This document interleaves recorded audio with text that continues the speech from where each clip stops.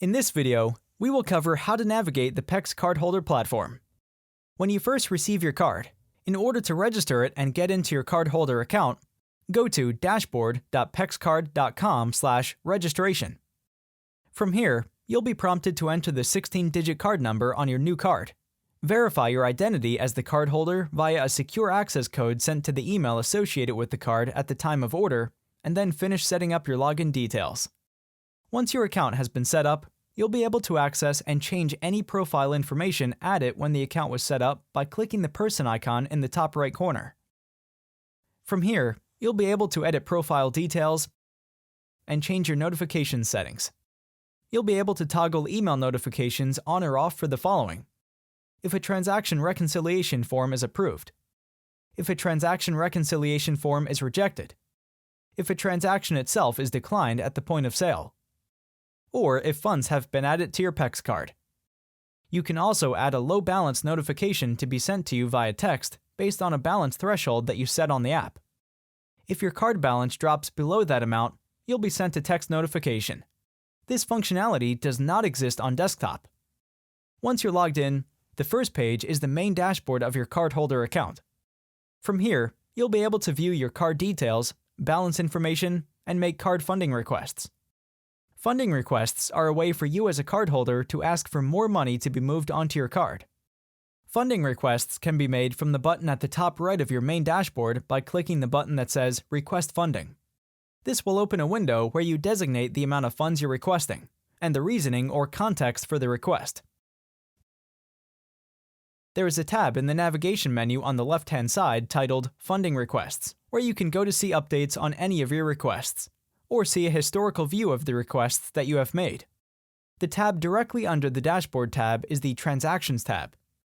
This, along with the mobile app, see our mobile app video to learn more, is where you can view and reconcile your transactions as they come in. When you swipe your card at any point of sale or make any online purchase, a transaction record will appear in this tab and in the mobile app as well, as a line item in a list shown with the date and an amount on the transaction. On each individual transaction, there are 3 small icons that represent whether or not a receipt, tag, or note has been added to the transaction. These attachments can be seen in full detail, added, edited, or deleted if you click into a transaction. When you click into a transaction, a window will pop up with the full details of the transaction, as well as a window to the right of the box where you'll be able to add a new receipt or edit a previously attached receipt. In order to add a receipt to a transaction, click the button that says Upload, or select the file you would like to use as the receipt. The next section down in this window is where you'll be able to add tags if your administrator has set them up for use. Tags are additional pieces of information that can be added to each transaction that show up in reporting with the other transaction information, based on a preset list provided by an administrator. See our tags video to learn more. In order to add a tag to the transaction, click the button and then select the option from the available drop-down or input the proper information below. Underneath the tag section is the notes section, where you would put any additional details or information that may help your administrator understand the context of the transaction. You can add as many notes as needed.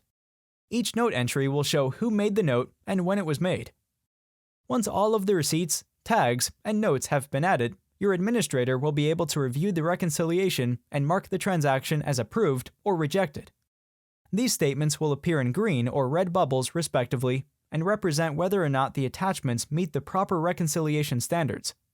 If a transaction is rejected, the administrator can send a note back to the cardholder about what needs to be resolved so that the reconciliation can be approved. The next tab we will cover today is the Reports tab. From here, you'll be able to export certain subsets of your transaction information by date ranges. The maximum range you can select is any 3-month span. In this tab, you will also be able to review your card statements. This also shows a summary of the cash flow onto and off of the card over the course of the month in a PDF format. The last tab we'll be covering is the Spend Rules tab. This tab allows you to see the restrictions placed on your card by your administrator. Your administrator can add restrictions on where you can make transactions, from wide set rules to very specific blocks on certain types of purchases. You'll be able to see any restrictions set for you and whether they're set based on time, purchase amount, location, merchant category code, or any combination of these. Any attempt to make a purchase that is restricted will be declined at the point of sale. To learn more about spend rules and how they work, please review our spend rules video. If you have further questions, or if you would like to reach out to have your card replaced as lost, stolen, or damaged, the phone number for the cardholder support line is available under the Contact Us link at the bottom of the screen. This number is also easily accessible on the back of every card.